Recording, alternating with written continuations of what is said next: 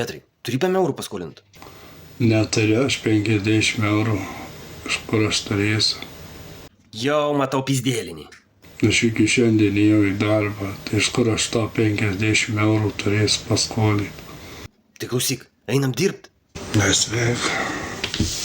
Kas nesveika? Einam dirbt, žirgų gardus išmiešim.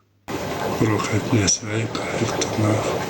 Nu koks nesveika, kaip tik sveika. Fizinis darbas tik į naudą. Klausyk apie tą darbą. Mes kokioje Lietuvoje gyvenam? Laisvoje, ar tu mane turi teisę sakyti? Petrai, blėt, koks skirtumas, kokioje Lietuvoje mes gyvenam? Einam davai dirbt. Nei tu man direktorius, nei tu darbo vadovas manęs. Tai va, tai reikia dirbti. Aš tai einu, o tai tu ar prisijungsi? Nežinau. Davai, kelk subinę ir einam. Tu ne generolas, kad tu man aiškytum. Petrai, blėt. Ir tu man esi pochai.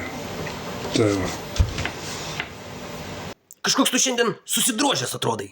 Aš galiu būti ir susidrožęs, man pochai. Man neįdomu.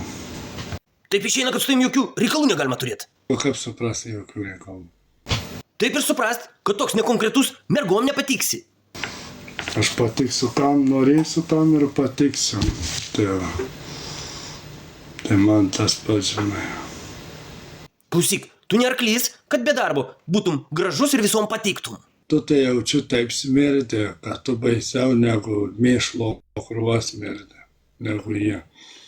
Nu, tu ir pizdukas. Nu, tai ką darysi, toks gyvenimas.